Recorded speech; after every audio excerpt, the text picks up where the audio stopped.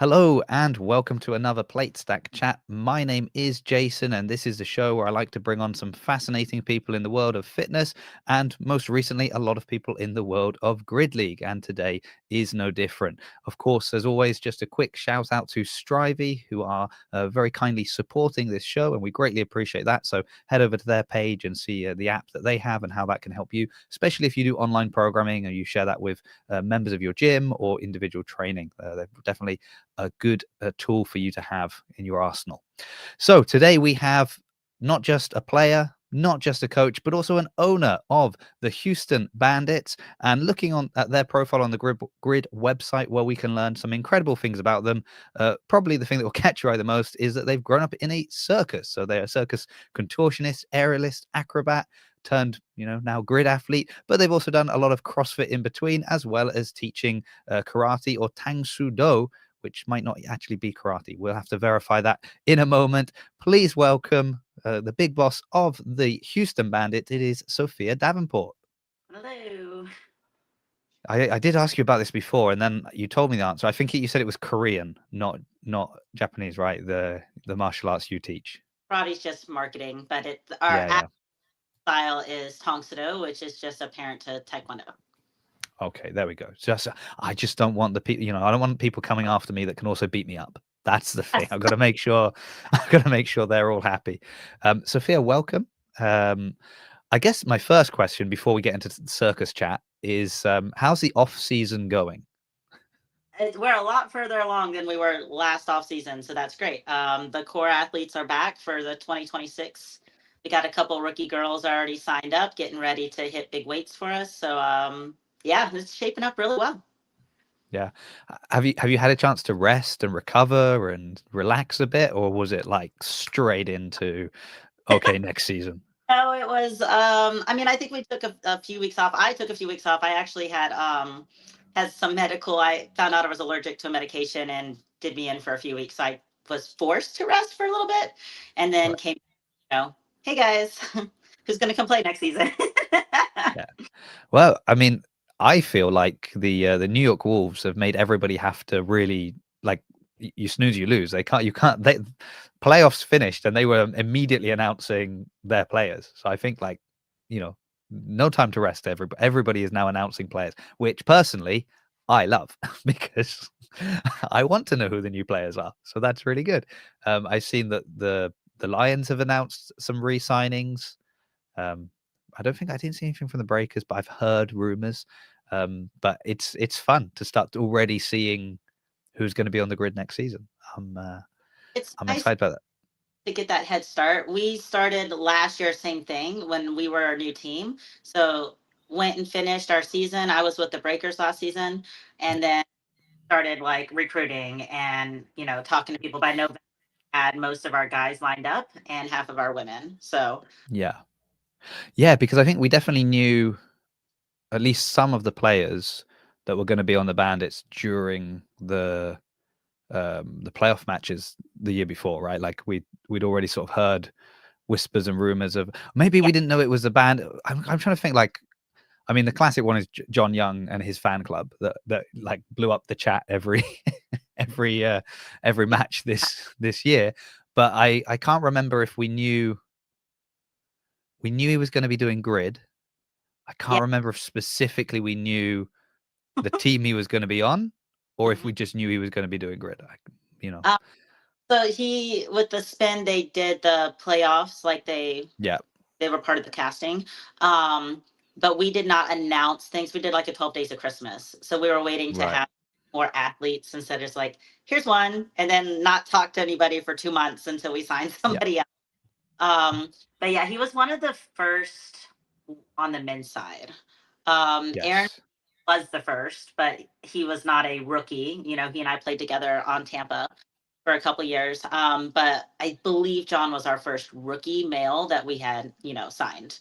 But of course, he let it slip a little bit there in the middle of casting. he can't help himself. He can't help him. He's excitable. If he's Yeah, excited about something, he's gonna just say it. So which is good for people like me because when we hear, I go, "Oh, that's interesting," but maybe not for you. You were like, "We were going to release this slowly." I was talking to some of the players that would like had signed but hadn't been announced. And they were talking about like the group chat, and I was like, well, are there people in your Oh, group chat that haven't yet been announced? And they're like, um, no, they're not adding them to our group chat until we're announced. I was like, okay, that's probably smart yeah. because yeah.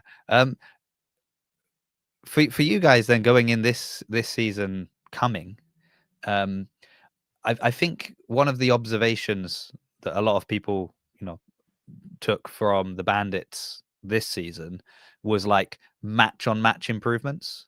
It Mhm. was like in the first match, oh, we made these mistakes, and then in the next match, we kind of tidied those mistakes up, and it was something different.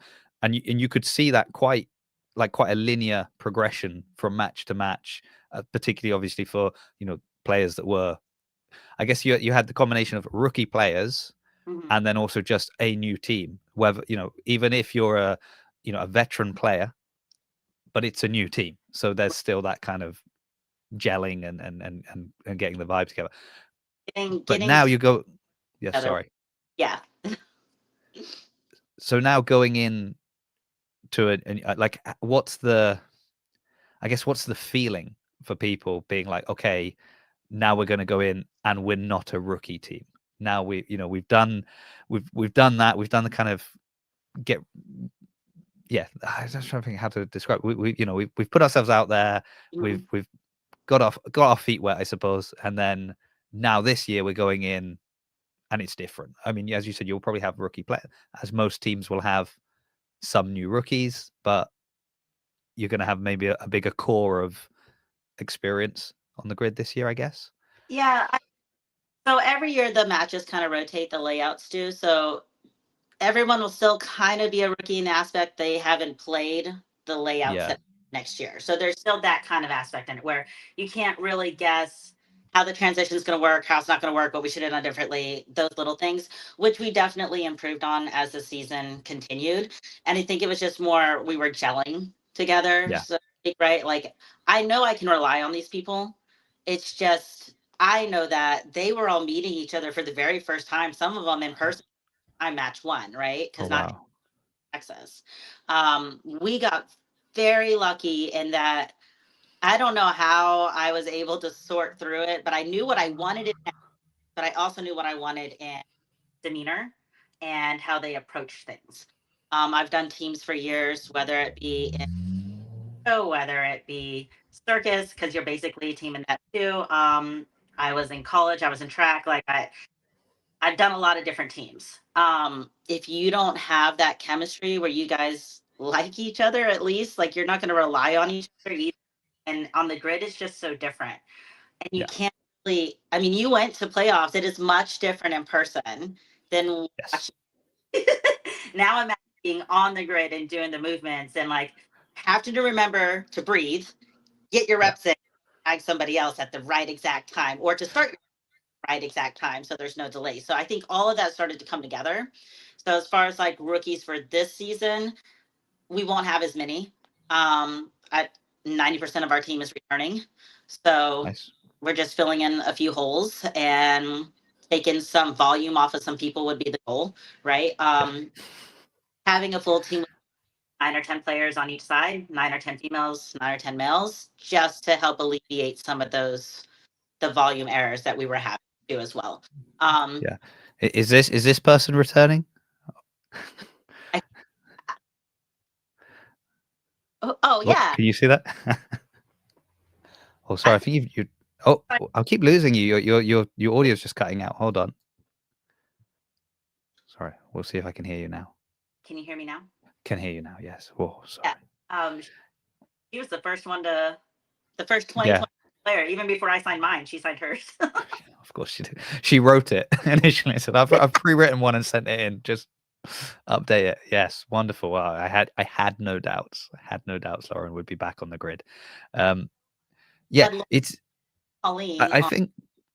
Sorry, I think going back to what you were saying about like it in person, it being different, Oh yeah.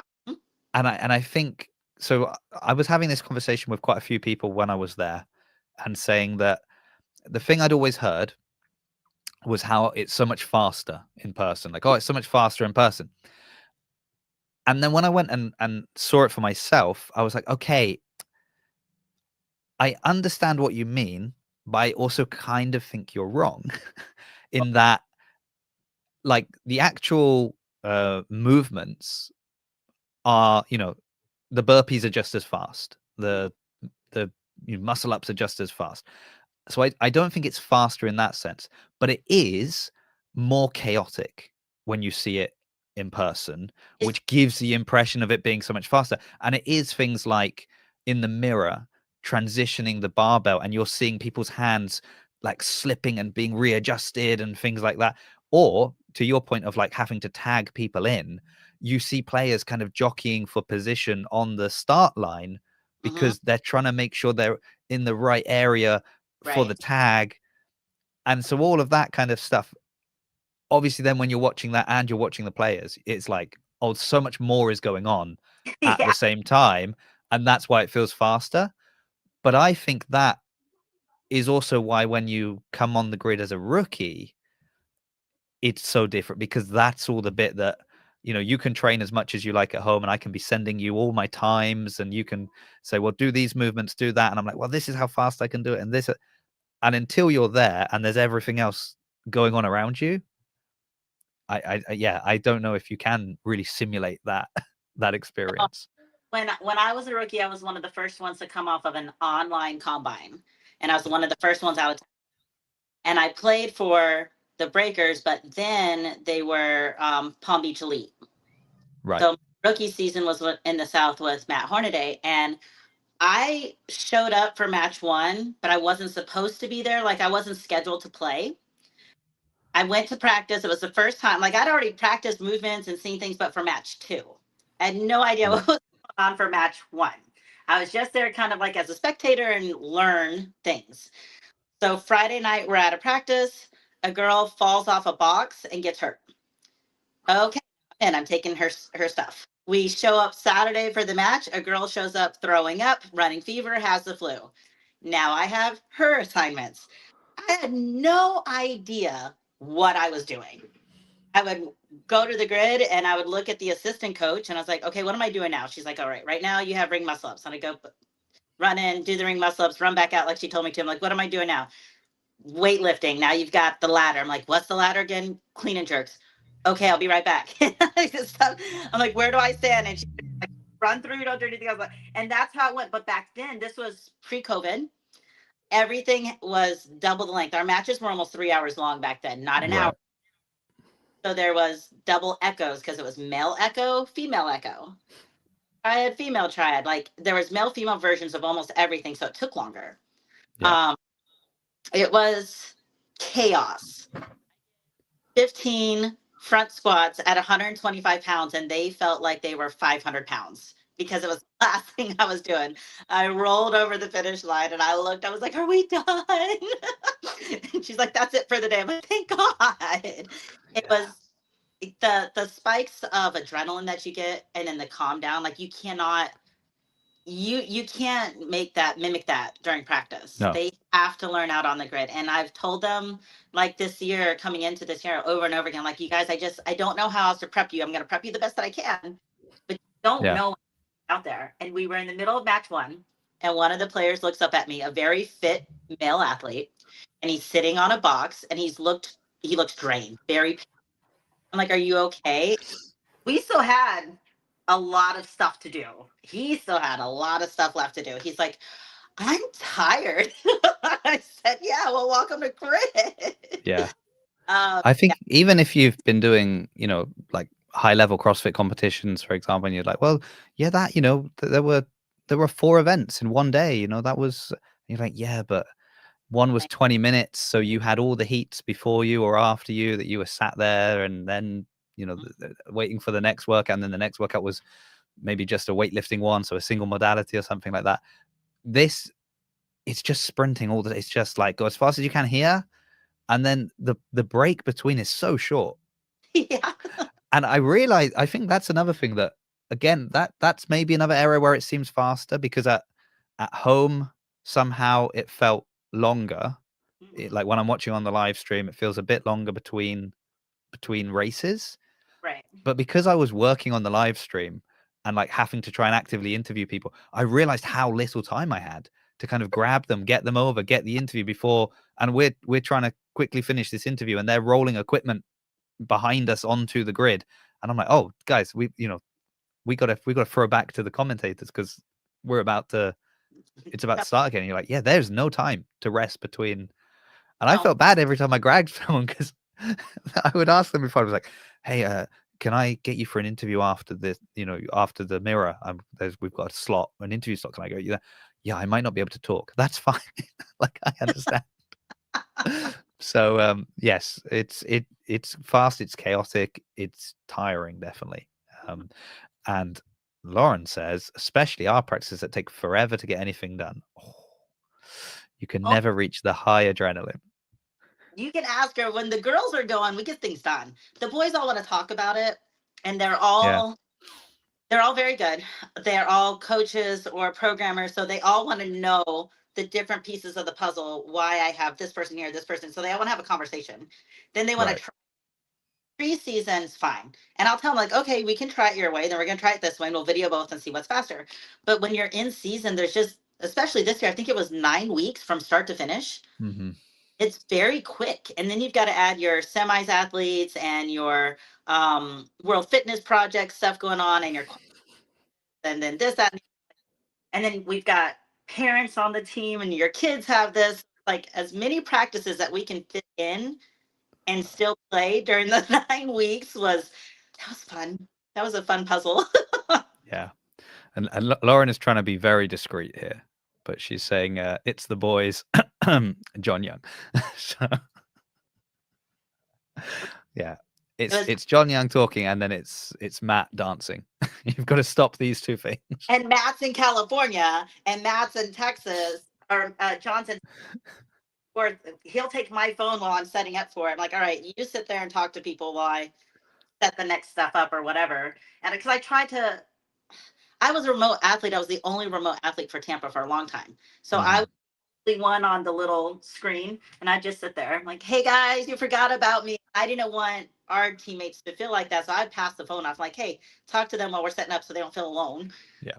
Well, before we know it, they're all dancing and doing this. I'm like, okay, yeah, I don't remember seeing as much dancing, and it no. wasn't. And I'll be honest, it wasn't just you guys. Like, but I think maybe I feel like Matt kicked the door down, and then other people, well, and Lauren as well was another one that was kind of, and it just sort of, I'd seen people dancing on the grid before, but this season it was just like every time the camera panned over to one of the people were dancing. So So what is this? Aaron Medina is like that in practice too. So he's kind of close to me. He's in Austin. He's about 3 hours away. And we did team stuff like in CrossFit before together. So I'd travel to his gym and he'd travel up here a lot. And he's like that. Like he will stop and start dancing and whatnot. And I'm like, all right, well, that's just who he is. I don't know how we ended up with Matt and Lauren, not from Texas, but being like that Texas vibe. Yeah. Because that's what I see a lot down here anyway. And I don't, yeah, it just spun off. Like, I'm not mad. It was great. It actually helped me Yeah. relieve stress sitting there on the side, worried about things. Yeah. But it's good, isn't it? I mean, like my kind of always go to phrase, when talking with people within CrossFit or now I guess World Fitness Project or anything else, like any of these kind of things, if you're asking me kind of what's my biggest difference in watching one of these, like, watching grid or watching this, I definitely think grid is the most fun one to watch. And it's not, and not that it's, not that the others aren't like interesting, but I don't watch them thinking, oh, this is fun. It Right. feels more like, okay, let's, it's a bit more, almost more analytical when you're watching it. It's more, how are they going to approach this workout? How are they going to do that? Oh, okay, are they going to break these reps? Oh, that's interesting. Who's going to go unbroken on the? Oh, okay, they did. Is it going to be the muscle ups that win this workout, or is it the sprint at the end, or is it the like there's so much to think about. And with grid, it's just like, oh, what's going on? This is just crazy. Let's just fun. It's just fun. So I think the kind of dancing in between and stuff, it all makes sense to me. I'm like, everyone here is having a good time. It's serious, like they're focused and stuff, but they're all having fun, which is nice. you're talking about, oh, I'm gonna sneeze. You're talking about so many coaches or programmers or people that have experience, and that's why you get these big discussions. But you also interesting your point before about like many not being familiar. Like now they know this particular format of a grid season. It Right. changes. Hmm. So yes, the match format in itself stays the same with the mirrors and the ladders but kind of what's constructs each of those races changes. Is that something where, I suppose for you, having had years of grid experience, you can sort of, I guess, have to say, explain to someone like, I know you're faster, I know A is faster than B in this movement Hmm. when fresh, Right. but by the time you get to this movement, you will already have done this, and this. So now that person will be faster than you because actually they're only doing, one other thing that's kind of unrelated. So they'll still be relatively fresh for that. Hmm. Like, is that a kind of discussion that do you know what I mean? Do you have to bring in the bigger grid picture Yeah, where, with your substitutes and whatnot. So it was kind of the season of the squats. There's squats everywhere. Next season, if we follow like normal rotation, there'll be lots of grippy things and pistols. So every kind of pistol that you can imagine will probably be next season. right? Um, rope climb you can imagine will be next season. There will be a rope climb in every match format if we stay true to course. Um, and there will be pistol thrusters, weighted pistols, burpee pistols, pistol jumps, and probably something new pistol if we like programming. So I've got to make sure people are good on one leg. Yeah, Um, we still got to make sure we have our tumblers. Um, yep, that goes into play with filling the holes too, of right. what versus next season, and just some stronger. They're adding weights to things, which I like. I like a heavy barbell. Yeah, Um, but yeah, and to kind of go back to what I was saying before, it's funny that Lauren was our first to sign because she was on the fence about doing grid, and so right. was Colleen. Colleen came in to try out to be a bench warmer, and I'm like, Okay. bench warmer? Sorry, like you are definitely a player. Yes, you're on the lighter side of things, but so what? That's why we have positions. Hmm. And little, but she's actually pretty strong on things too. So like her barbell's getting stronger. And and Lauren, I'll never forget it. She started blowing me up one day. I'm like, "Did you watch a match?" She's like, "Yes, I watched the match. I drank the Kool-Aid. Let's go." Like, I think Lauren is so. Whenever I've had, and particularly through the season, when I would have a player on or a team on, or or anything kind of grid related, it was always Lauren and Arthur were the two that I would see in the chat. Kind of no matter what was going on, no matter who the team was, no matter what they were always there. So you can kind of Red moves weight so well for such a tiny human. She's impressive. she Yeah. helps See. me today. I told her it's my favorite one. She's like, "Come do it for me." I'm like, I'm busy right Yeah. Um. So I mean, and that is like again true to. I think that's again when you look closer at grid. So it's funny how with everything you can have like the surface view, now. Hmm. and then it's like zoom in a bit further. So surface view, you're like, well, you've got your bodyweight specialists, your strength specialists, and your utility players. It's like, okay, so where do I fit? And you're like, well, within that spectrum, you have your utility player who is closer to a bodyweight specialist, your utility player who is closer to a strength specialist, and then and then you've got your bodyweight specialist who is a ninja on the rings, but then you've got your bodyweight specialist who is maybe super fast at burpees and Yep. throwing themselves around, tumbling and stuff like that, but they're not great on the ring. And then you go over to strength specialists and you're like, you've got your Olympic lifter can move a barbell like it's nothing. But then you've got your more classic strongman type stuff and it's yokes and sandbags. So there's just, And then you you've can find a spot. There's a spot for you somewhere on this team. We just need to know what that is. yeah, then you've got Matt Rattay who comes in, he does it all. Oh, sorry. I've just got to pull up this comment. Lauren says, yes, grid is far more interesting to listen to / watch about compared to CrossFit. I won't watch John Young's podcast, but I'll watch Jason's podcast. Sorry, John Young, love you. Oh, oh Lauren, don't start something here, please. I'm I always won't working win. podcast, and I told him, so I was like, I can't. Like, I'm literally in the middle of a class every night at that time. Sorry. Yeah, it's still too late for me. That's UK time, that's not working for me. This is nice. This is like 7:30 in the evening, but it's like what 1 o'clock for you, so it's Yeah. 1:30. Yeah. So that's the that was when I was in Orlando. I was trying to kind of not adapt because I was only there for 2 days, so it was a real fly in, fly out. Yep. So I was just sort of like straddling the time zones, and I was like, I got up at what would have been like 10 o'clock for me, which is much later than I'd normally get up, but it wasn't crazy late, Yeah. and it was sort of 6 a.m. maybe in Florida, so it was like good, nice and early, get into the venue and get set up. But I was just like desperate to not commit one way or the other. So yes, that was a fun trip. How So are we gonna? Sorry. how long was that flight for you? The Oh, the it was I mean, it wasn't the flight that was necessarily the problem. It was a big part of the problem. In total, it was 26 hours of travel oh, from leaving my house to getting into my Airbnb. Took oh, me wow. 26 hours. It was a friend came and picked me up at 6 a.m. UK time and gave me a lift to Bristol, which is like the city just, it's about 45 minutes, just not far from where I am.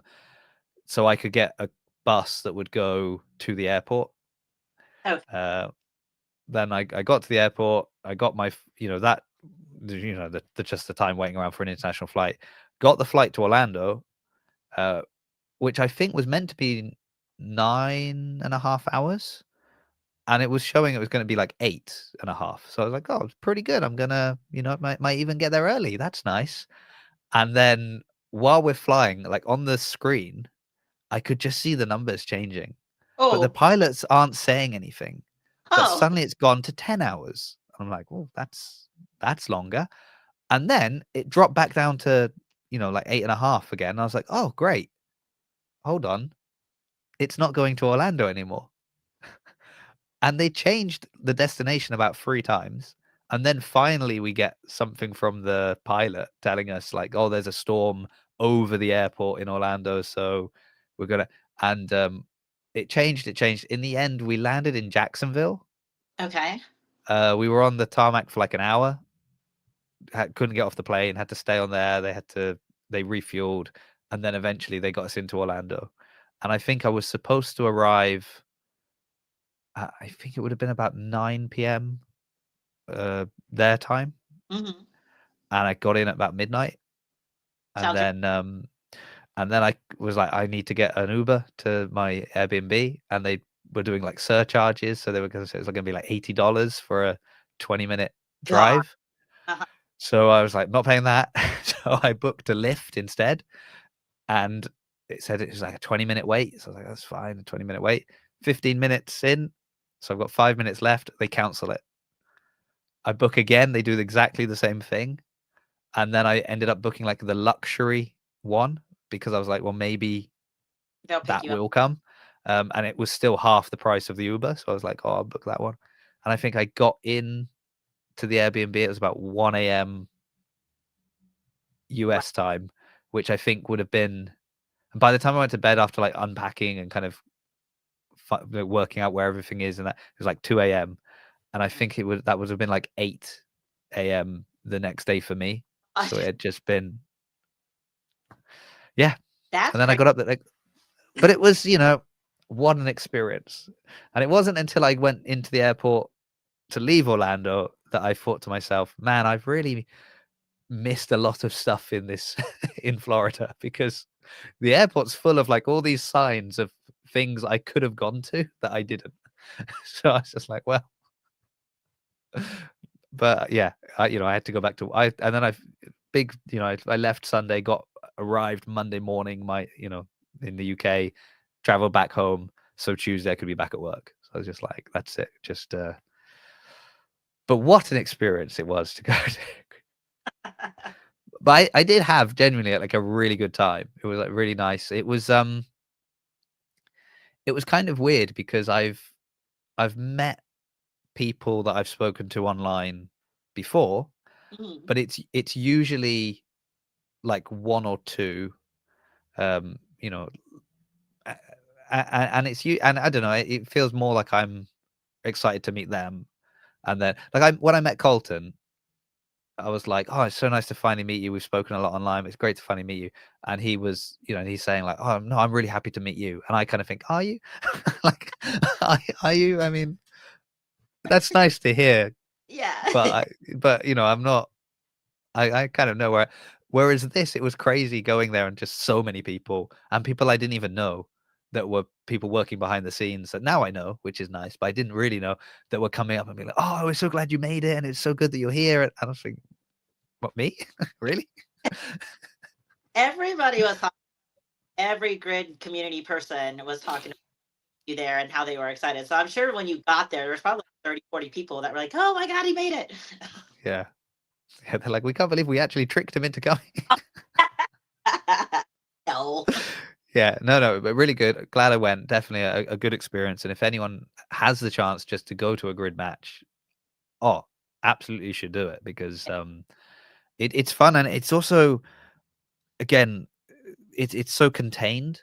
You don't have to say that if it's not too far for you to travel and you just want to go and see the Bandits because you know some of the players, you can find out their time and you can go and watch their match, and it doesn't take your whole day. Like you can watch it, you see start to finish, you get all the kind of, but maybe then you'll be like, well, actually, I could watch one more, and then you'll stick around for one more. That's what will probably happen. Like, I want to see how another team tackles that one. That's that's what happens. Um, when are we going to start hearing about rookie players? Then you've said you've got some, so we know that you've got some rookies joining. You've already said that. Should we be expecting announcements any day now? Or like you were saying last time, you had kind of like a 12 days of Christmas style. Is it going to be a similar thing, or are you just now that you've kind of got your core team, it's going to be more? Are you going to announce re-signings before new players? Have you got a strategy for any of this, or do we just have to keep our eyes transfixed on the Bandits Instagram page? We made some changes within the squad. Right, Um, it's a lot to get testing videos in and make sure everybody's all on the same page. So Ben Collins up and he's going to take that captain role for us and help me out with that this next season. That being said, I still am in the interview process. Like I have another interview tomorrow morning actually with a gymnast. So we shall see how that goes and how they tackle the items that I'm giving them. I like the one-on-one stuff. This person though is kind of too far away for me to drive out to their gym, so we'll be live with each right, other, video chat. That's actually how my first interview with Mason Belk went too. He came in from right. Huntington. He was I don't even think he was in gym clothes. He came from wherever he was out hunting, still muddied up and was like doing LSAT rope climbs and burpee pullovers, mad because he couldn't do the pistol thruster as good as his friend that was with him. Like it was hilarious at like 6 o'clock in the evening on a Sunday. Um, but there's just some people who have been sent my way, some athletes who don't have an online presence, so I don't have much to go off of. Right. So it's like, okay, I don't know what you can do. So I'm going to put you through the ringer and we'll see what happens. Yeah. It's funny. I think there was one of the, like with the Wolves, every time they would announce a player, first thing I would do would be click on their Instagram, have a little look. Let's see who this person is. Do I know them? If ever like I was already following them, that was interesting because like, okay, so someone I'm aware of. And then they announced one of the most recent players they announced, and I clicked on the thing, and it's like private profile. Yeah. I'm like, whoa, what's going on here?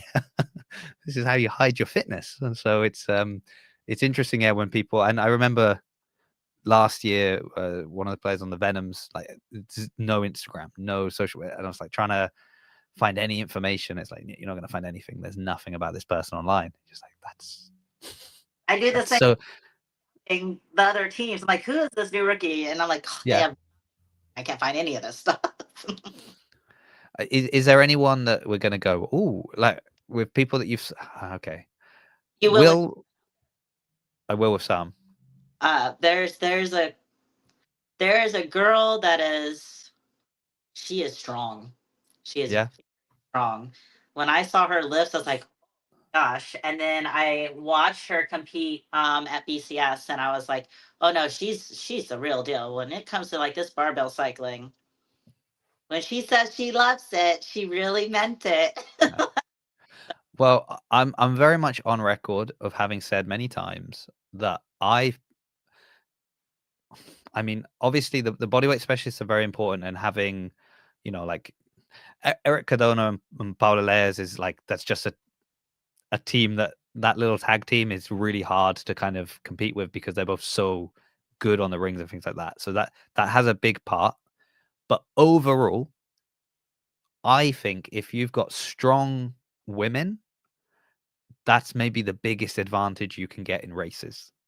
Because whenever there's a barbell movement, if it's going to be, anyone can you do this, guy or girl, usually the variation for a girl, especially if she's strong, It's is easier. going to be quicker, right? It's going to be a clean versus a cluster. And you're like, well, they can clean it Yep. so much faster than the other person can do a cluster. Even if he's stronger, just the range of movement, it's so much more.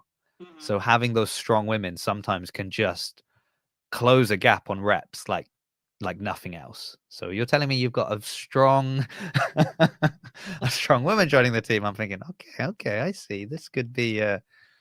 these could be the standout players. Yeah. Yeah. We had a player last season who got injured right before the season, had to have surgery. So we're looking at making a comeback this year in all the fitness. So as long Yeah. as she's progressing really good. I mean, having surgery it's mentally draining. I've had both my ACLs replaced. I get it. Um, so she's very strong. She's very good at gymnastics too. She's kind of a taller athlete. Oh, I say that everybody's taller than me, so she's taller than me. But she's gonna be. We got two girls coming out there that are gonna be. Yep, it'll be a Yeah. fun Okay. time. When you reflect on your season last year, were there any areas you were like, knowing you were going to have to get, you were going to have to re-sign people, you were going to have to sign new people, that you're going into that knowing that, looking back at the team last season, were there certain areas where like, okay, like this is a gap I need to fill, I need to go out and find somebody with this skill set, or not even a skill set that somebody else doesn't have, but potentially like I need someone that can kind of do these two things really well, because they would kind of plug a gap that we have, or they would fit in? Or was it just we'll just find the best people and we'll slot them in kind of after the fact? I know we needed stronger females. We needed females Yeah. that can ladders. Um, Yeah. like I made a career as a utility player clearing ladders, but I didn't have to play as much as what I've had to play.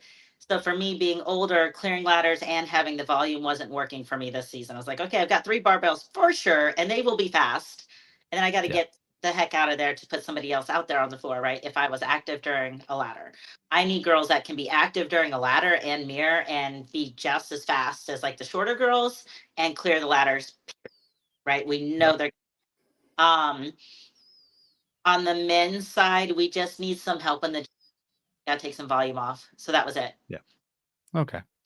Yeah, I think again the volume thing is it's such a big factor that people don't, and actually the lad is a great example of this, and I've heard many a grid athlete lament the comments of people about ladders and kind of like, why, oh, I could easily hit that number, I don't know why they're struggling with that barbell, like, and That's it's like, well, could you hit it one after another with a few seconds of setup time? Like yep. that's the difference, right? And I think and also before you even get to do that, go and run another two races and tire yourself out. It's there's just all these kind of factors, which again goes back to like it's going to be I'm really interested to see the the change in some of the rookies, like coming in now, being like, no, I've understood, I've understood how grid works, Yep. and how they approach things going forward. So that's going to be, and it's going to be interesting. It's also like, this season you were the rookie team. This season we're going to have a new rookie team. You're going to be a more experienced team, and then you've got your, long-standing established team, and just sort of seeing how everything gel. Where do we see, and actually a lot of the teams have had big changes as well. So, Yeah. we saw that this season, like the Wilds was not the same team. They lost a huge number of players. It was basically a new team, and yet, so it's always. Well, I think that's sorry. Venom had a lot of rookies this season too. Yeah. Well, they lost a number of players. They put in some new ones. That was interesting. Yeah, that was, and they. Oh, so actually, I was going to ask you something about that, about your team and the Venoms as well as another example. So obviously, you go in and you go in and the goal is win every match. Like that's the like otherwise why are you there, right? Like that's the goal. There's also a degree of it's our first season. A lot of us are new. We're going to do our best. How was like morale throughout the season? Were people still having a good time, enjoying it, or was there kind of Yeah, because I they're think all competitive people. This is the problem. Everybody that's on the team, they're a competitive person, or they wouldn't be there. right. Yeah. I don't think there was ever a time where anybody was, if they were, it didn't get conveyed to me. I mean, obviously, where I've been upset with myself over my performance as a coach or this, that, or the other, and this person was upset because of how they performed like this, they're, but as not as a team, not where they were like disappointed or upset with the team as a whole. Um, Disappointed in how the season went because when you look on paper, it doesn't look that great. But when you look and you watch the matches and like our posts, I've had interviews with everybody on the team, right? We've sat down and talked about how the season went, felt about it, etc. There have been people who were upset with their performance overall. And I'm like, I wasn't upset about their performance at all. The people that were mad, I was like, they were mad at themselves. I'm like, why? You went from not being able to do this to being able to do this, and you did it over and over again. And you consistently grew as an athlete, as a grid athlete, learned things. Like, I wasn't upset with you. Yeah. Oh, yeah. But then, but I think as a team overall, the morale was just, or the thought was just like, we improved. Every match was just as fun as the one before. Never was there like, and I've been on teams where like you're losing the match overall, right? And you're going into a race just like defeated. And Yeah. I, where the morale was down like that. And never once did I have to give them the pep talk of buck up, heads up, eyes forward. I don't think I don't, not No. one time this, which says a Yeah. lot of competitive nature. They're they're willing to put the team versus their ego, right?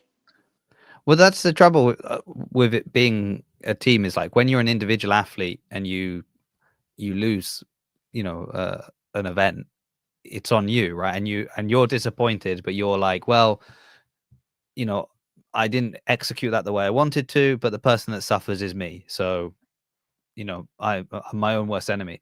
When you're on a team and you feel like you didn't perform as well as you would have liked to, is like that burden of, oh, it's not just me, but I've let down my team, and actually, it's kind of one of the things where they must say, if only I'd hit that number, or if only I hadn't broken there, we'd have run the race.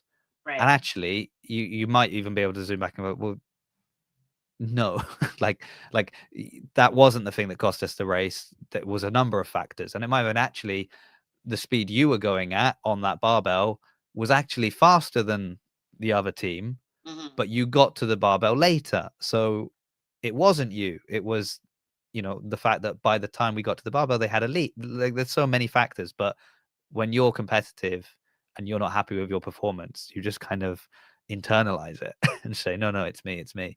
So it's good to know that as a team, because it is tough. I think everyone's having a good time. They all look like they're enjoying themselves. But I remember listening to Dakota being interviewed from the Venoms on the Grid and Grind podcast, and like he's talking about it, and it's like, oh, okay, we're having a good time, and I can hear he really wants to win a match. It's like, I'm having a good time, but come on, we want to get a win. Like, Yeah. it is fun, but it's more fun when you win. So that's which makes perfect sense. But it's nice to have a goal going into the next season, right? Is that you've got it this time. Like, everyone knows what they've got to do. Yeah. Yeah. Okay. So I was just curious about that, as the team seems so happy. As I said, they're dancing, they're celebrating every, because you had, you didn't win necessarily the matches, but you won races, which was great, and it was nice seeing certain, players have their moments to shine. Certain little teams, particularly like the triads, things like that. Seeing little groups that were, looked really good, and then there were, I think, like, retrospectively, you can look at the season the Bandits had, and you can be like, there are moments that really were like highlight moments on the grid. They really show. I mean, well, Matt's handstand walk on the, like, will go down in That history. that was, we already knew what the plan was, and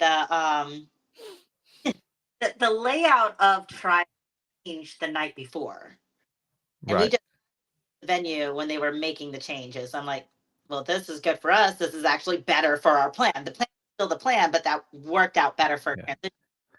So was he Um, going to do them all like one by one sideways on initially? Is that how it? And then the fact that they lined them up for him, just was even yeah, better. Yes, we'll take it. Sounds great. Plan. yeah. um, and There's a then great clip as well of, like, one of the refs trying to make hey, yeah, John get onto the thing. he was yelling at the guys that were waiting at the barbell, and they're just like, Ed, as it is, right? Like they're taking their break, and they kind of look up, and I don't remember if it was John or Raph, maybe it was both of them, but they were like, just, and then so they were telling the ref, hold on. The ref turns and looks at me. I'm like, he's coming right now. Calm down. And here he came. 12 seconds. All three are done. And onto the barbell. I'm like, see, Yeah. thanks. And then he got to do the obstacle one as well, didn't he? Yes. The ringer point. Yeah. So this guy. Actually, we threw our wild card. Yes. Yeah. Oh, that was a fun thing.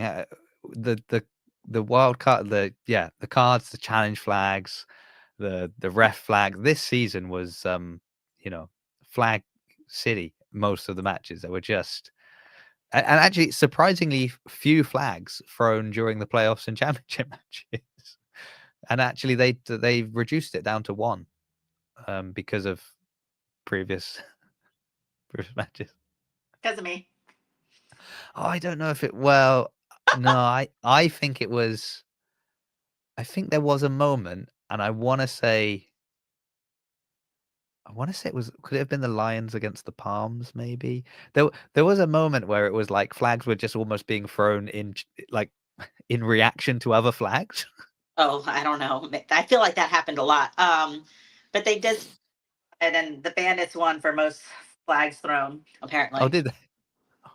Okay. I didn't know that. Yeah. I have a lot to say. Like, give me caffeine and give me anxiety. It's a bad mix. So Yeah. I guess it depends. If you win the challenge, then it's justifiable. If you don't, that's when it's harder, right? It's that. my But also, why? Like, if there is a degree of strategy in throwing the flags. I mean, it's in the same, and there is in, like, taking a timeout in other sports, right? Like, sometimes the time of the challenge flag is also giving you a cushion of time, maybe, before doing something. that The never the mind ever. I swear to God. And they brought that up in a meeting. Teams were doing that. I'm like, really? I just want the refs to call it right. That is yeah. it. I was so sick and tired of being told there's not enough video evidence, so the call stands. I'm like, okay, Yeah. I saw it.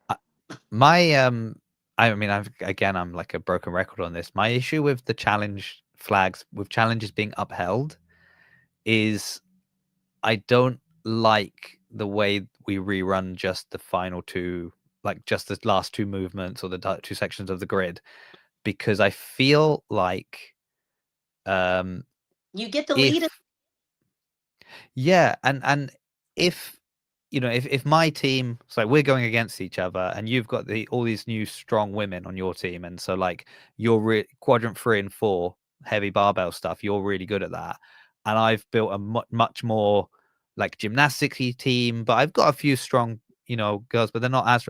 But the idea is that we're going to fly through quadrants 1 and 2, Right. and we've got a little bit more time to play around with 3 and 4 because we've got the lead, Right. and then there's a challenge and they're like, right, we're just rerunning 3 and 4. And I'm like, well, hold on.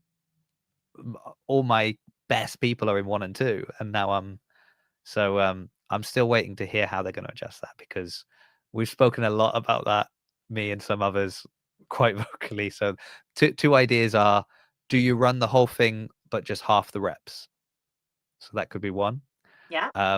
Or do you get to pick one each? Is the other alternative. So like you'd say, right, we want quadrant 4, and I'm like, well, we want quadrant 1, and Hmm. so you rerun 1 and 4. So there are options, there are things you could do. It would be great, Mava, right? there are things you could do, just if you're listening. It's the world out there that makes the decision, powers that be. Yeah, which is not me. That is not me, but it is funny when I saw Mava put out a video towards the end of the season where he addressed things about people saying that the weights should be heavier on the ladder and stuff like this and that. And I was like, I wonder how many of these things are in relation to conversations we've had on here Oh, where we've been talking about certain, because some of the things were almost verbatim like conversations I'd had with players or coaches about, well, what about this element, or how could we speaking of, I quite enjoy asking people, if there is a ringer that they would like to see return or created or just show up. For you, with your kind of, you've got a lot of different backgrounds in sport and stuff as well, so I'm just curious if there is either like a new element you would like to see show up, or a new ringer you would like to see. Even some people have talked about, like, having slightly longer ringers, maybe, or multiple movements within a ringer. I'm just curious if there's anything you would be hoping for, as every year we sort of see an evolution of grid. If there's something you'd like to see showing up next season, maybe you already know. I don't know. I liked the ringers that we had in substitutions last season. Right. Um, so the med ball bar muscle ups into the ground to overhead, the 10-inch deficit handstand push ups. Those two I really liked, and I liked it because they upped the weight on the med ball bar muscle up, which kind of messed people up because we didn't know that they were upping the Yeah. weight, and that made it much more difficult. So the reps weren't very high, but the 10-pound versus the 6-pound made a difference. Um, Hmm. so I liked those two in particular. I liked the med ball handstand walk versus the handstand obstacle course. I felt like the handstand obstacle course was doing too much. In my Yeah. personal, if it's not broken, why fix it? We don't need to reinvent the wheel, but that's just me. I can't stay on my hands upside down that long, so that's just me. Yeah. um, yeah, I think maybe those. I would just bring back the med ball handstand walk. I like the race of it. I like that it's Hmm. fast. Yeah. Um, longer ones. One year we did like a full minute of toes to bar or something for two people, and it took two people out. And then two people doing front squats, and I was like, but now I'm wasting 2 years on these things, and it was a Yeah. full minute long to accumulate reps. They're done for the whole match. They're exhausted. So no, I Yeah. didn't like those. Were not good. Yeah. That's like the suicide sprints as well. You would I just take people out. I think it's funny. I can't again catch me out there doing it. Yeah. Um, the first year, I think the first year on Tampa, and our coach was actually playing because we were short on men, and he had to do it.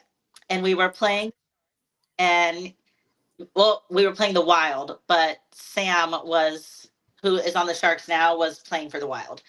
Right. So they went against each other, and it looked like, so Chris, our coach, it looked like he was ahead, and then they turn around and they come back trips, and now Sam's ahead, and then Sam's legs lock up, and now Coach is ahead, and they both go back down, and then they're both tripping, and then Chris rolled over the finish line first. It was you'll Yeah. have I'll have to send it to you, but it was the best one I think, only because Yeah. the lockups in their quads and the tumbles went with. That's the thing. It's like this is fun for me at home to watch. It's exciting and enjoyable.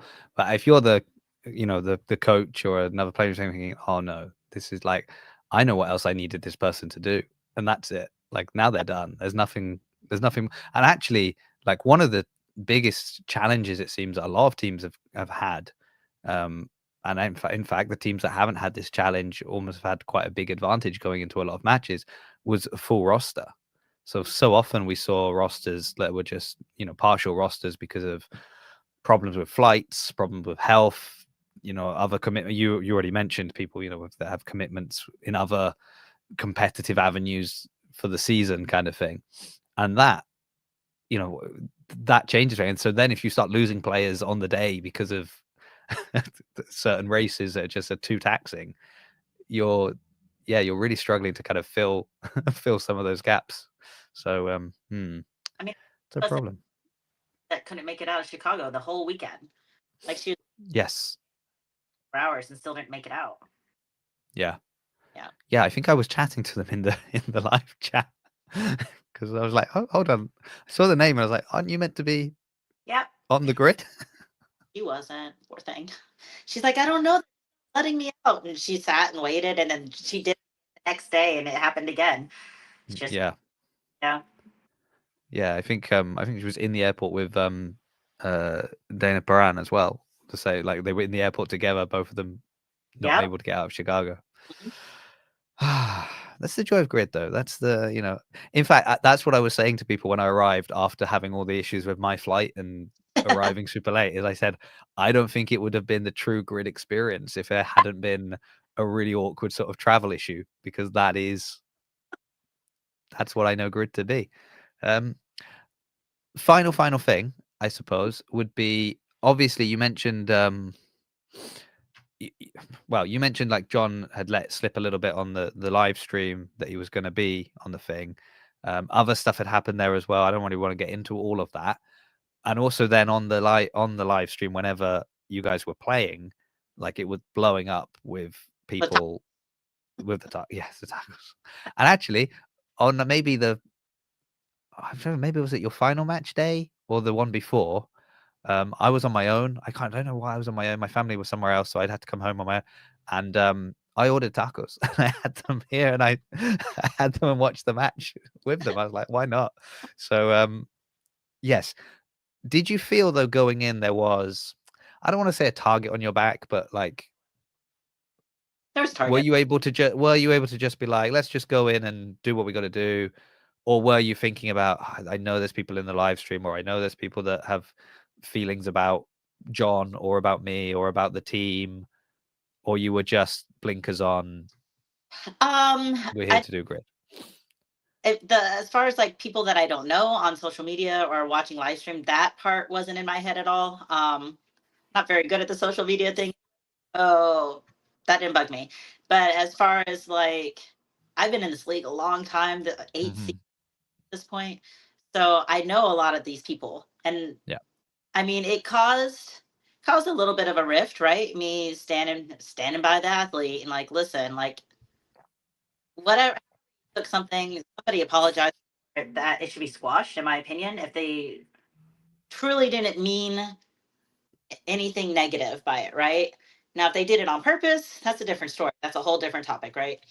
Regardless, people that were upset and that were still upset just didn't come and talk to me. I'm like, okay, don't talk to me then. That is fine. Did I feel like there was a target? Yeah, but it went away after match one, you Yeah. know. And I'm sure there's still some people that still won't talk to me, and that is Yeah. fine. That's prerogative. I don't care. If you don't want to talk to me, that's fine. I don't wish you any ill will, but no, Yeah. I think Yeah. by now what it is. Yeah. I think it's interesting because in, I mean, I would assume, because it's impossible not to, because the teams are big and there's lots of people, and it's mixed. So you've got, and you're going to have players that are in relationships, players that have problems here, this and that. So there's always going to be drama. There's Oh yeah. drama all the time. In the last, I would say 2-3 seasons, probably last 2 seasons, it feels like the drama has been a bit more visible, talked about, even like on the live streams, or players have mentioned things, it's, which has been good in a sense of, it's kind of, people are interested, like, get a bit invested in what's going on. But so I think there's always been kind of drama and problem, people that maybe don't like other people as much and things like that. It's always going to be the case, isn't it? But it was interesting this year because there was like what was going on with you guys. There was, this issue between the Venom and the Breakers. It seemed that actually, once I was like looking into that, it wasn't even exactly what people maybe thought. And so it was just kind of, you were hearing of like, oh, there's somebody wearing anti-Venom shirts at the The Stay Toxic shirt that got me. I like yeah. it. I uh, the reason it's so much in just the last few years is because social media is now picking up on things, right? The Yes. picking up on things. It's not that it wasn't there. No. It's just if it's now being told, Yeah. right? So the relationship issues or the teams that fought with each other 5 years ago and now they're fine this year, the regimes have changed. Like it's just change. Yeah. Well, and I think that's the other thing is like within Grid. So like if I love Mayhem. I love Mayhem. They're my favorite CrossFit team. And it's like, well, what do you mean? Like Mayhem are your favorite team? Did you like Rich Froning on a team? Or did right. you like, this team that's just got the Mayhem name? But if it's that team, it's no, I refuse to believe anyone that follows CrossFit is watching a team and they're like, this is my, it's Invictus for me or nothing. It's like, no, it's not. You like these 4 athletes. So the team you are picking is the team that has let's be honest, not 4 athletes, probably 2, maybe 3, if we're really being generous. Like 2 of your favorite athletes are on a team, and Mhm. that's your team. And Yep. this season, they're the Mayhem team. But Mhm. next season, one of those athletes might be on a different team. They're on the Invictus team, and they're still your favorite team now because it's the athlete you follow. Whereas within Grid, you follow the teams, and Mhm. everything you hear talked about is about a team. Right. And it's like we had the Wilds that came out, and people were like, well, this is the championship team. They're the defending champions. Oh no, what happened? And you're like, well, yes, the red shirt with Wild, that's the defending championship team, but actually the players wearing the shirt are not the same team that was last time. Um, even with the Venoms, I was interviewing someone the other day, and there was a lot of talk about history in the past and things like that. But I know, and I think I should say it here because I don't think I've ever said, like, I've spoken with Paul a lot, Coach Paul Bear. He was not the only coach for that team, and so when people are talking about problems they've had on the team, that's not necessarily who they're talking about. But if you don't know, because you just look at the modern, this season, who was there, you're like, oh, it must be this person. And so there is this kind of danger within Grid that we just go, oh, well, it's that team then, isn't it? It's like we don't know any better. Yeah. And I think, and it happens even the other way, right? We talk about the Bandits. Oh, the Bandits is a brand new rookie team. They don't know anything about Grid. And Yeah. you're Well, like, well, that's not true. not entirely true. They've got a lot of rookie players, but not all the players are rookies. Right. And There's so, two. yeah, yeah, yes, but also you're not. I mean, there's 2, but like not. Um, I suppose it was a team of rookies. It was a new team, a team of rookies, but the people behind the team were not rookies. So that's the big difference. Because I would say that's the big difference between the Wolves this season coming in, is that yeah, they're bringing Lexi in to coach, and she's got great experience, but Sam, who's sort of selecting the players and is involved in that, isn't from the Grid world. Jen, the owner, is not from the Grid world. I mean, they are the Grid world now. They've really bought into it, which is wonderful. Love to see it. But it's different from your experience where you're like, well, I've been in grid for so long and I've been a player, and now I've got a team. Like that's, but that's, that's the exciting thing about grid, right? Who knows? And I'm still, and I've said this every show I've had someone from grid on recently. Is there another team coming? There's rumors. I mean, Not together. Something has to change. If we bring in it'll be an interesting next season for sure. Yeah. I don't know how. But also, if they don't bring in another team, it will be an interesting next season for sure because you have an odd number of teams. Yes, I mean, unless another team is going. Our conference will still be the same. We'll have 4 teams. Yeah. The East Conference has 5 currently. Right. So yeah.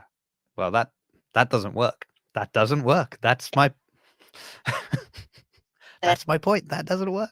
I got it. Yeah.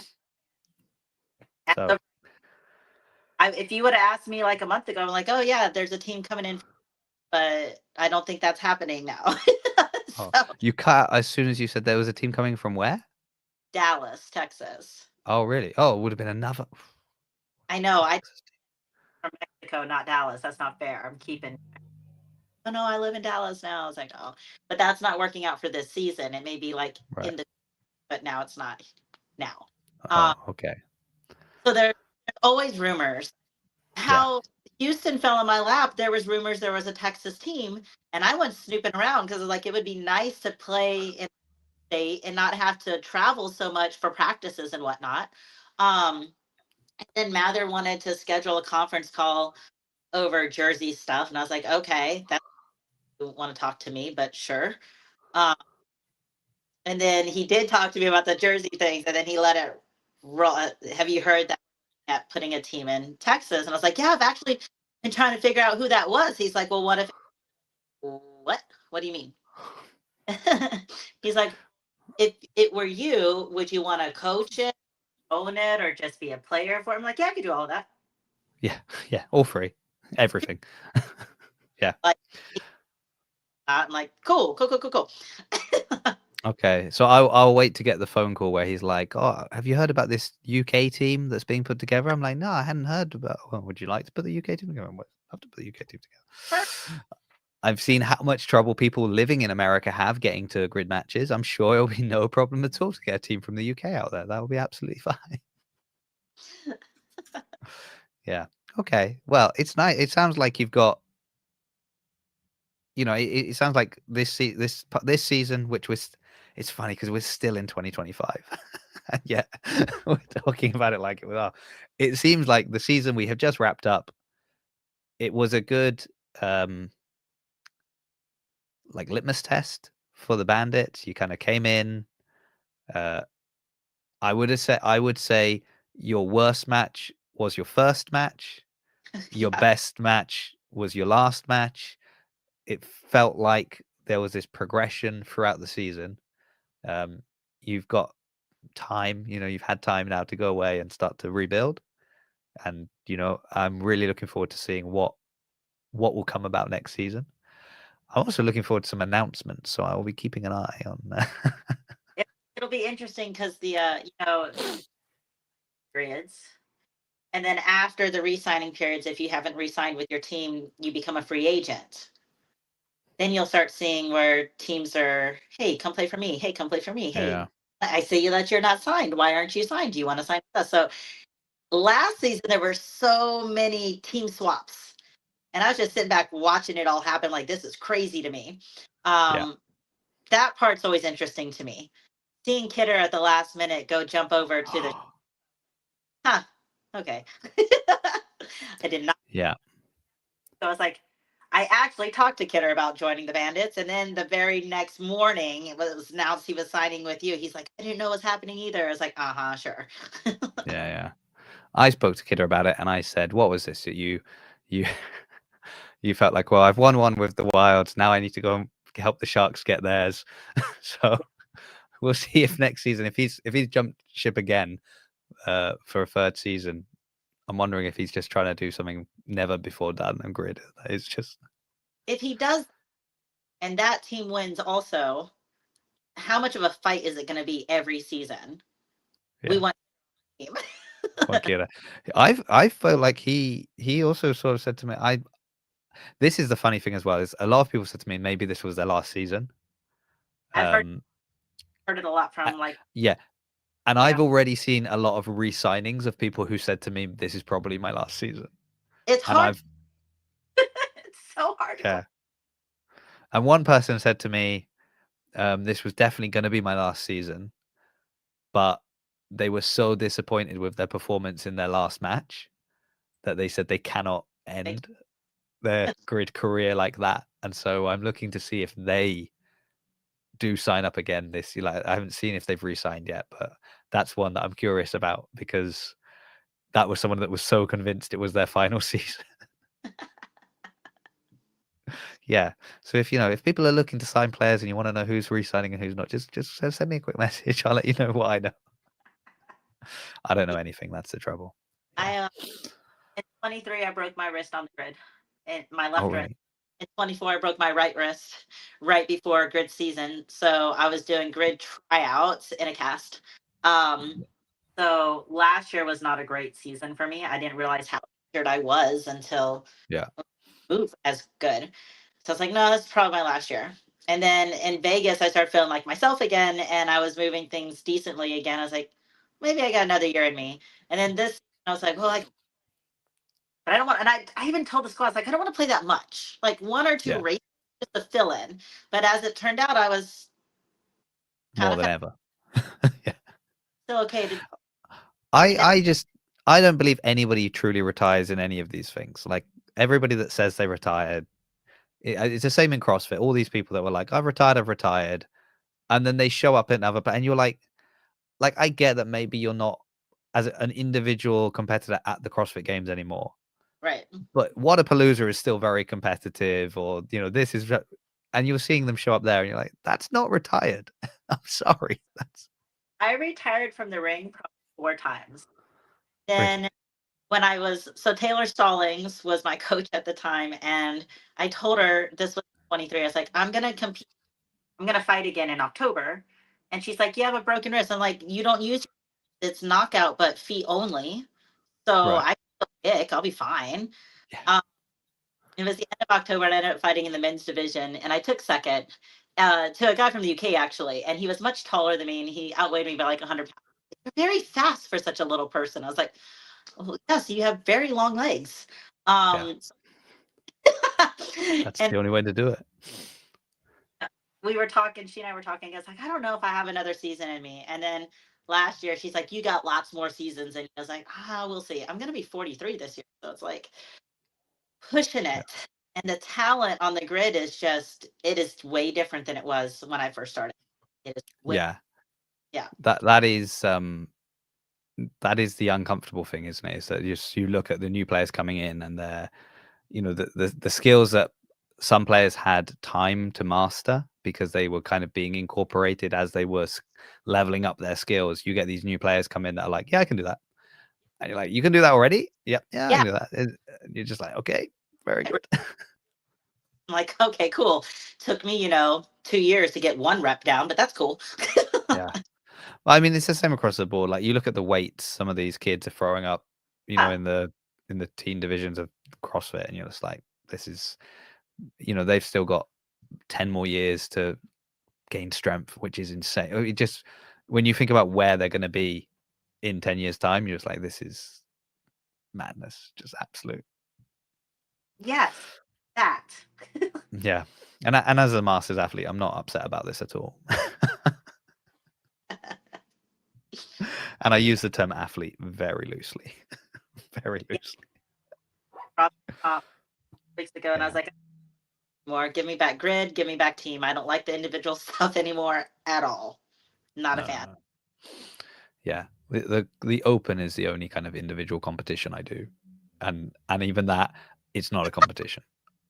I was called out on this because I famously say I don't compete. I'm like, I don't compete. I just do it for fun. I don't compete. It's for health and fitness. I don't do it. I don't compete. And then Ollie was like, well, you do the open every year. I'm like, I do that for the box. I do that to be a part of the community. I'm not doing that to like score well on the open. Like I do not care about that. And I've just literally last night did a podcast, and they were trying to convince me to sign up for a strongman competition. Not happening. And and I left that and I was like, fine. And then I was heading to the gym, and in the 20 minutes I had between finishing a podcast and going to the gym, I'd had a message from Nigel Barber, who runs the Wadaptive competition. This is like, so it's a mixed able-bodied and adaptive athlete pairs competition. And I've been to the last couple, working and interviewing people, things like that. And he sent me a message like, if I gave you a partner, would you would you compete? And I was like, well, I've got, and it's in February, so I'm like, well, I've got 5 months. My training has been There you go. horrendous recently, but I've got 5 months. It's like, as long as they don't expect much from me, like I can. So and then I think he sent a message this morning saying, oh, by the way, I've signed you up. So I think that's happening. I'm gonna be which is, I don't know what to expect, but I believe I'll be. He told me that I don't even know who my partner is. I think the only thing I know is I think he said he has the same injury as him, so it will be a spinal injury. So he's going to be seated. I don't know if it will be seated with hip or without hip, but it's going to be yeah. So they're in trouble when I'm the able-bodied person. That's all the injuries I've got. I'm like, you want me to be able-bodied? Okay, let's see how that goes. Anyway, that's all for you. And what have you got before the grid season kicks off? Is there anything else you've got? Are you fighting anybody? Are you doing any competition, or are you? So no, I'm just being mom. My son's in band. Some would say that is the biggest fight of all. So Some days teenagers are fun. He's yeah, like me. oh dear. I like his mom. Yeah. Have you just got the one? Just the one. Yep, I've got about karate school and then just the one teenager at home. Right. Okay. And you say it's 14, did you say? He will be in November. Yep. I'll be in November. Okay. Oh, so very close. So my son's 12, so very, very close. My daughter's 6, so I've got I've got much more time to deal with all these problems. Yeah, the girls, the little at the karate school, in my 3, 4, 5-year-old class is mostly girls right now, and Right. they are princesses that love to kick. They're so funny. And then I've got teenage girls. I don't have anything like in between. Well, No. a couple 10-year-olds, but mostly boys at the school at the moment, and then at home. So, yep. Okay. Well, it's good. I just look at it as all good practice for, if you can control these people, you'll be fine controlling these athletes on the grid. This is Some. yeah. Yeah. And just make sure, when people like John Young won't stop and you need them to listen, maybe you say, "Oh, I'll just send you some lifts that I need you to practice," and accidentally send them some of your fights videos and stuff like that. Be like, "Oh, sorry, that's not what I meant to send you. I'm not insinuating anything. I'm not saying if you don't stop, I'm gonna." Follow Hiller's programming, and it's perfect because it can fit in with like my training for grid too. It's not too much. I can get that done, and Right. I can get grid training stuff done too. And we have a group chat, also a team chat. And one of the guys was, because I'm short and I get lazy on like setting things up for GHDs. I don't want to set up all the things, so I'm touching. I'm as long as I'm going to be. And he said I scaled because I didn't put the mats down to touch the mat. I'm like, and I kind of, he put it in the chat, and Hiller's like, you better be careful. She's going to kick you. She's going to knock you out or something. Get it. Yeah. Yeah, I think, come on, like,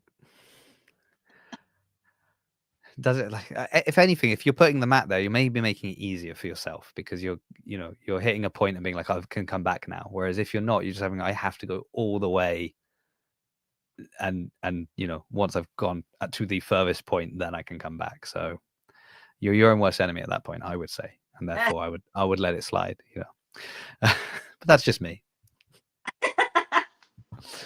Okay, right. Well, thank you very much, Sophia. It's been nice to catch up and learn a little bit more about you and the team. So I'm looking forward. As I said, I'll be keeping an eye on announcements, and when I start hearing, I sort of set myself a little objective between now and the new season starting, in that I want to know who all the rookies are. I want, not that I want to know, but I want people to know. What I don't want is people stepping on the grid and we don't know who they are. We don't, like, who is this player? So more and more interviews coming, I hope. So once you've got some rookies out there, tell them, say, we're going to announce that you're going to announce it, that you're on the team. Oh, wonderful. Yeah. Just so you know, you're probably going to get a message from Jason. Who's Jason? You don't need to worry about that. Wonderful. All right. Well, thank you so much for your time. I know you've got your son will be finishing school soon, so you're going to have to go and deal with that, won't you? I'm going to do the opposite, which is go and put my kids to bed. So that's the thing that I will do now. Thank you, Lauren, and anyone else that was that was watching. All the best for Bandits next season, and yeah. And I don't actually know who's on next week. I haven't booked anyone in yet, so I normally would announce right now who's coming on next week. Guess what? It's a surprise, but someone will be here. Who will it be? We don't know.